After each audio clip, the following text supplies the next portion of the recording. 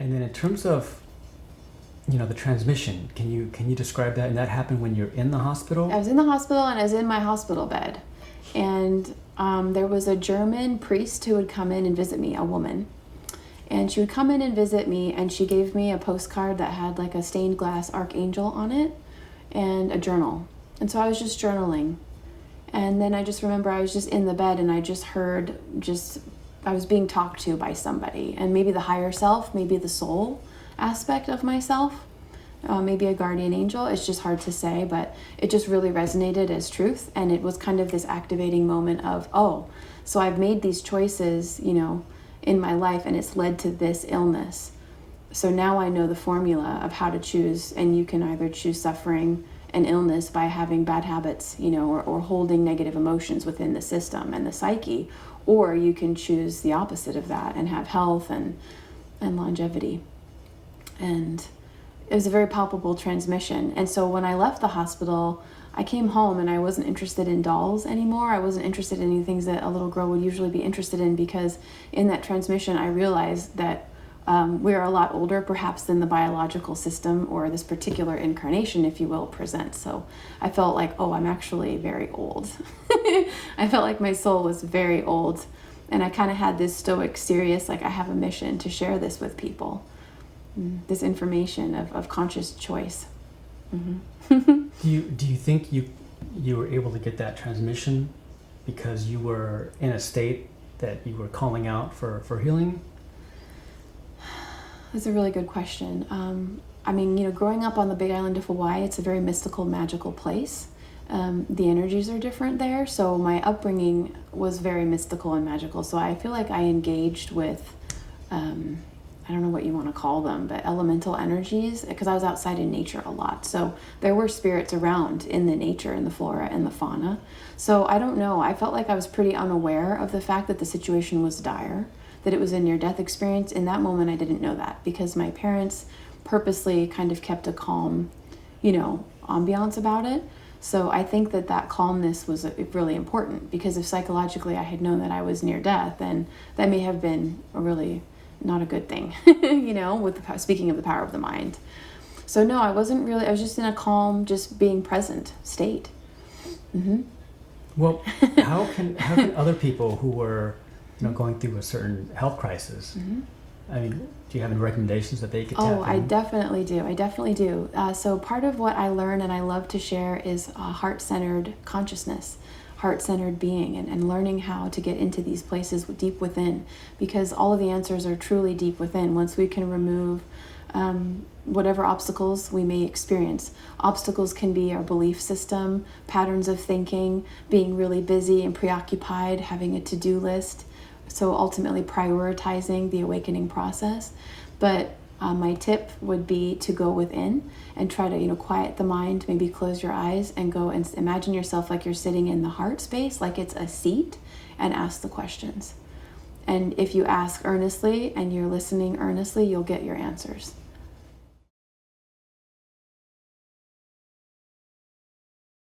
What if someone sits down and they're asking and nothing's happening? What do you recommend then? Maybe trying some breath work, something to help them come into the present, maybe making a ritual space out of it. If they light a candle, if they have a particular a hero or a mentor or something that reminds them of the divine,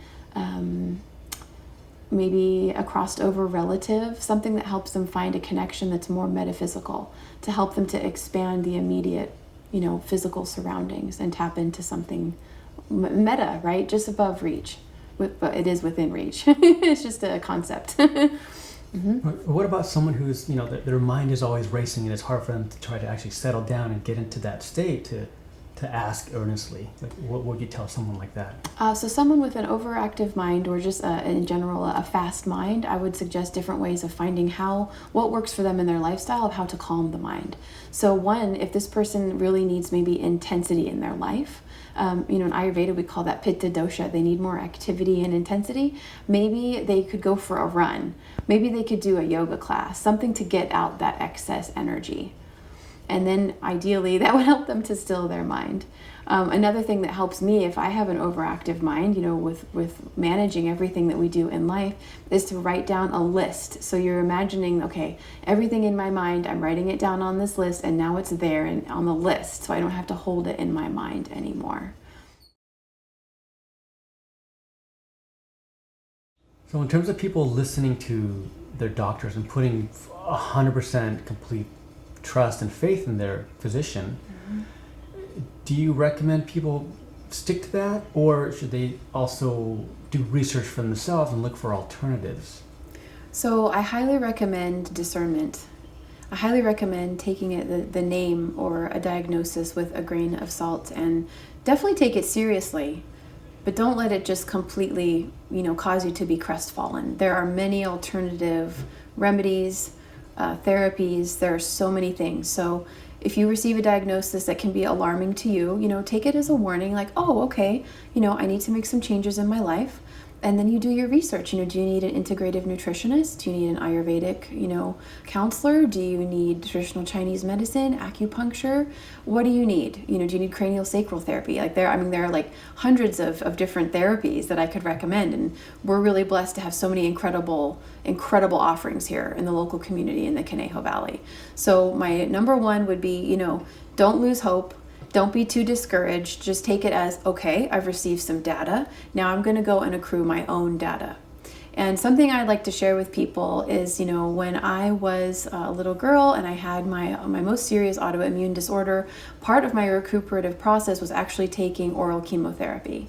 And at that time, I'm like between 8 and 9 years old, and they told me, oh, you won't be able to conceive. And to be honest, that didn't resonate with me for one moment. And my daughter is almost 10 years old. So there's one example of thinking maybe, maybe not.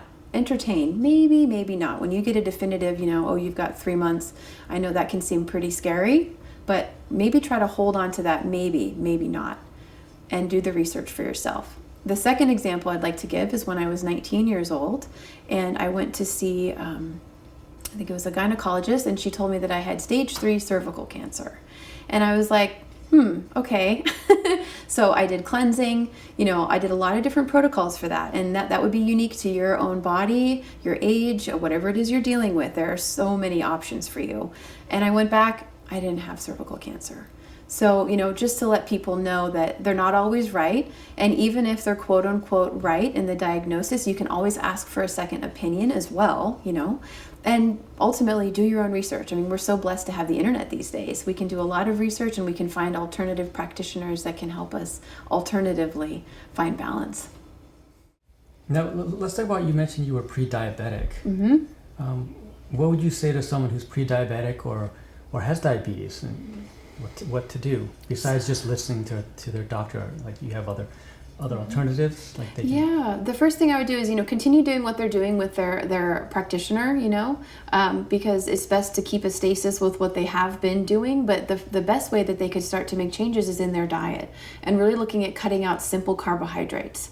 So many things that we eat convert to sugar. So rice, a lot of different carbs, different breads and grains, and trying to really start to cut back potatoes. It's incredible how many different vegetables and grains that we would include in the diet, in addition to processed foods, convert to simple sugars, these starchy foods. So the first thing I would say is if they could start to cut those things out and replace them with healthier alternatives. So maybe instead of having rice, try quinoa if they like that kind of thing, or try amaranth. There are a lot of grains that have more complex structure and have incredible minerals and protein, amino acid structures. So they'll feel amazing. They'll have lasting energy by cutting out those things and switching it, converting it with something else.